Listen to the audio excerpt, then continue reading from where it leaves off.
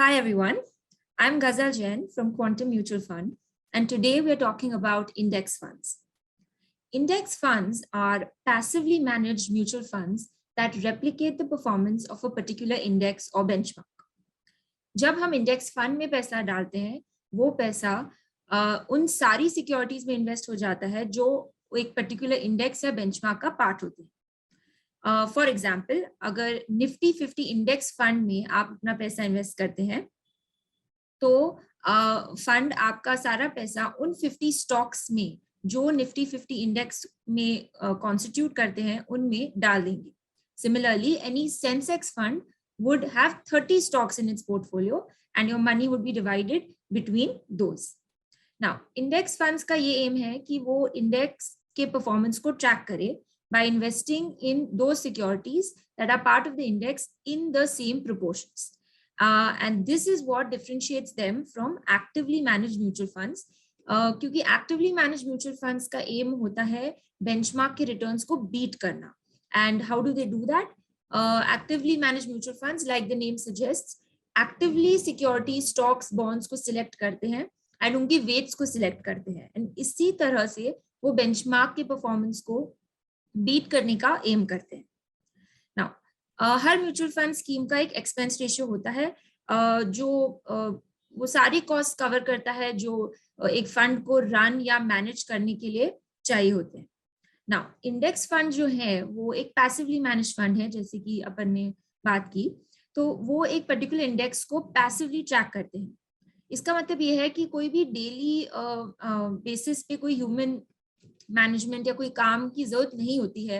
Actively stocks या bond select नहीं करने पड़ते, क्योंकि इंडेक्स फंड्स में वही स्टॉक्स, बॉन्ड्स या सिक्योरिटी सिलेक्ट होते हैं जो अंडरलाइंग इंडेक्स के पार्ट है ऑलरेडी. इसीलिए इंडेक्स फंड्स का लोअर मैनेजमेंट कॉस्ट या लोअर एक्सपेंस रेशियो रहता है compare to actively managed mutual funds. Now, this brings us to the question, are passively managed index funds better for investors? Well, this does not have a clear yes और no answer. दोनों ही passive और active funds के pros and cons होते हैं. Index funds जैसे कि अपन ने discuss किया, वो एक डाइवर्स पोर्टफोलियो में आपको इन्वेस्ट करने के लिए एनेबल करते हैं. इंस्टेड ऑफ आप इंडिविजुअली जाके वो सिक्योरिटीज खरीदे, उससे अच्छा आप इंडेक्स फंड में इन्वेस्ट कर सकते हैं. एंड ऑल्सो क्योंकि वो पैसिवली मैनेज्ड है, उनका कॉस्ट लोअर होता है compare to active funds. These can be considered as pros. However, index funds don't offer the flexibility to the fund manager in managing market downsides. Also, they simply mimic the index or the benchmark performance and hence they don't generate alpha. मतलब वो index की performance को beat नहीं कर पाते.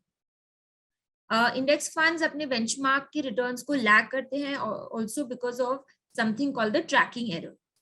And एक और drawback अपन कह सकते हैं जो index funds का ये होता है कि they tend to have higher concentration risks because वो जो जैसे सेंसेक्स या निफ्टी में अगर कोई इंडेक्स फंड इन्वेस्ट कर रहा है तो these are market cap weighted indices, which means based on कौन सी स्टॉक या कंपनी का जितना मार्केट कैप होता है उस हिसाब से उसको वेटेज उस इंडेक्स में मिलता है एंड हेंस उस हिसाब से उसको उतना ही वेटेज अपने इंडेक्स फंड में मिलता है.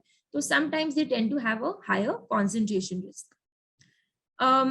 all in all, passive funds like index funds are those are suitable for those who are looking at investing in widely researched stocks and bonds or like large cap equities which are part of a particular index, and if you are happy with the returns that are generated in line with that particular index.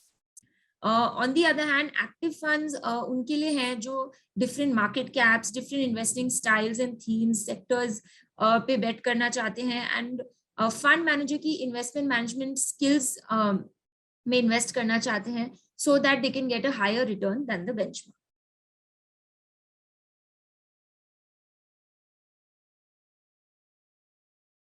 Mutual fund investments are subject to market risks. Read all scheme related documents carefully.